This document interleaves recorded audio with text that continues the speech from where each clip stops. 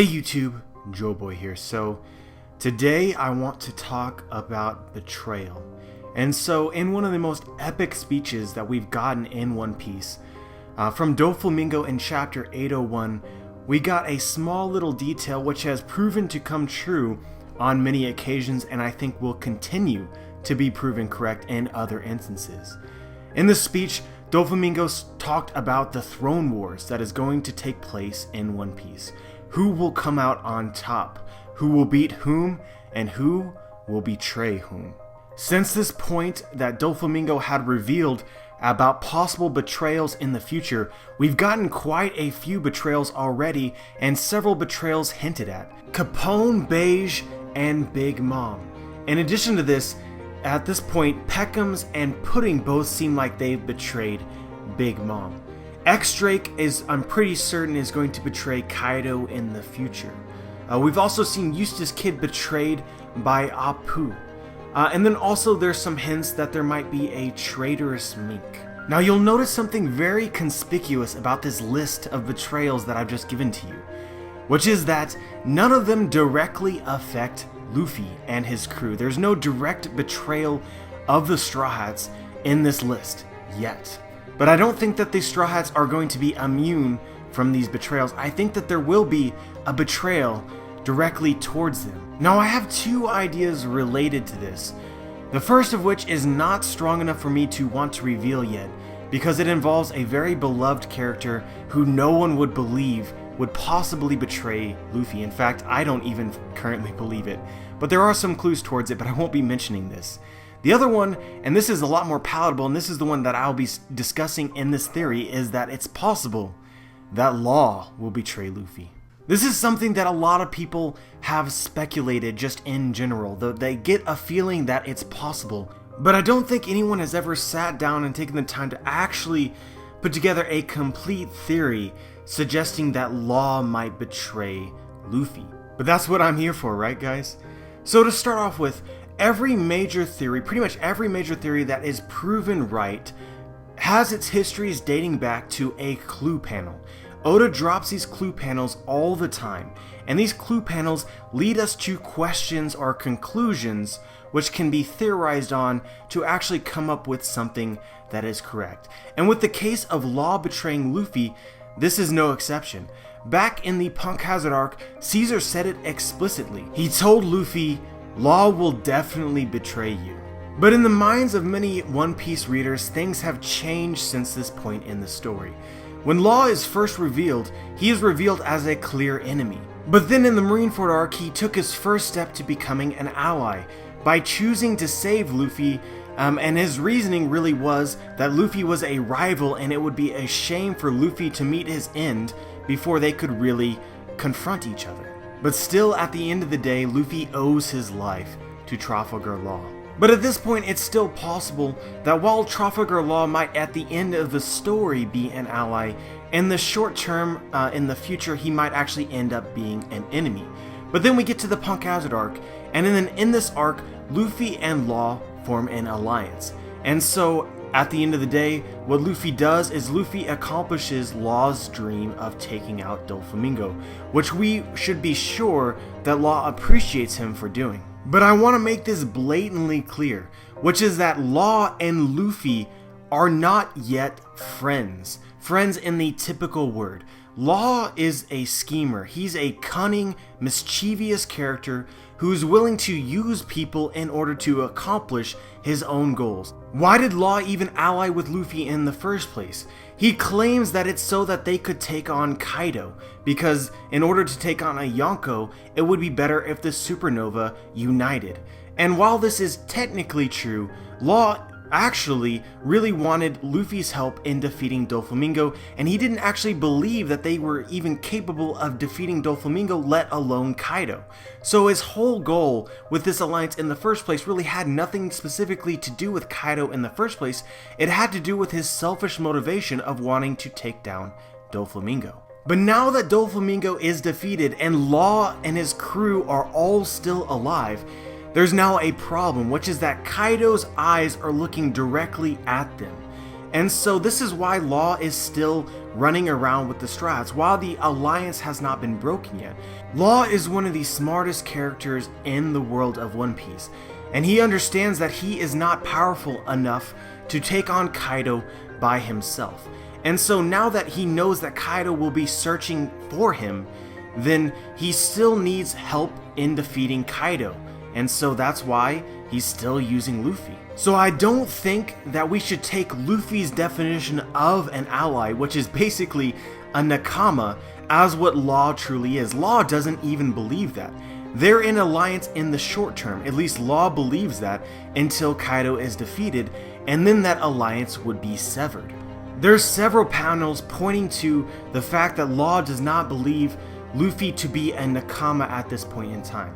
When he introduces his crew to the Straw Hat crew, his crew was kind of upset that they didn't actually get any introduction meeting the Straw Hats, and Law was like, well, you don't need any to like get along with them because they're just allies. And then later when Luffy compared being allies as like being friends, Law was like, nope, that's definitely not the case. So for those of you who are saying that Law is already a nakama, I do not believe that to be the case. As of right now, Law is still using Luffy for his own purposes and does not yet believe him to be a friend, just an ally. And honestly, this makes some sense. Law is a supernova, and all of the supernova, all the captains, all are going after the One Piece.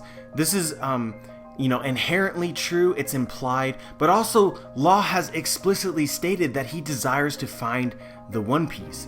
And so, assuming that this dream is still something that he wants to accomplish, there's only two possibilities. Either one, he and Luffy fight in order to determine who will be the Pirate King, or at some point in time through their shared journey, Law will come to understand that Luffy is in fact the one who is destined to become the Pirate King and not himself. And while honestly I can believe both of these scenarios to be true, I still wonder just how badly does Law want it? If Law would really just give up his dream of finding the One Piece just because he feels like Luffy is a superior pirate, would honestly be just incredibly disappointing for Law to do as a character. While I do think that Law does respect Luffy, probably more so than any of the other supernova, I don't see this as being a, well, I think Luffy is just a better pirate than I am. I see it more as, well, Luffy is capable of some amazing things, and I respect him for that as a rival. But if he just gives up his desire to find the One Piece because he acknowledges his rival as being superior to him, that would just make him a quitter, and not a very good inheritor of the D initial. And so, assuming that Law doesn't give up on finding the One Piece, we're left with an interesting question on whether it is that Law would actually betray Luffy, or if he would clearly tell Luffy that their alliance was over and from this point onward they would be enemies. I honestly don't believe this second scenario would constitute as a betrayal. A betrayal is more of an underhanded thing, so telling someone up front that, hey, we're no longer friends, wouldn't really be a betrayal. And so again, in this situation, I could see both as potentially being true. It could be that Law gains so much respect for Luffy that he's not capable of betraying him. This is something that, I could definitely see. But on the other hand, Law is shown as a schemer and a conniving character who's willing to do what it takes to win. We can already see that because he straight up lied to Luffy about the purposes of the alliance just so that he could get Luffy's help in defeating Doflamingo. So I definitely don't think that you should ignore the possibility that sometime in the future after Kaido is defeated and Law is safe now from that particular Yonko and there's no real purpose for the alliance, that then his attention would turn to his rival in Luffy.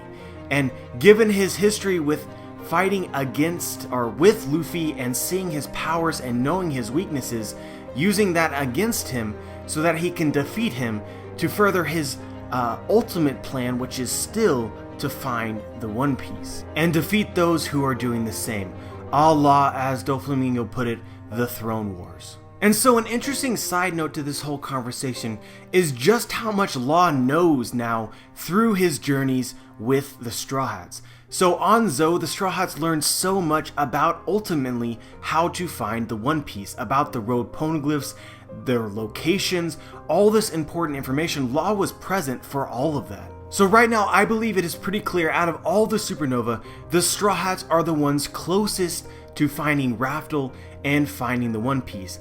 But by extension, because of their alliance with Law, Law is also equally as close. So that's a little food for thought. The only difference, of course, is that the Straw Hats currently are in possession, I guess, it's not really the right way of putting it, but currently are Nakama with the only person who is capable of understanding the poneglyphs.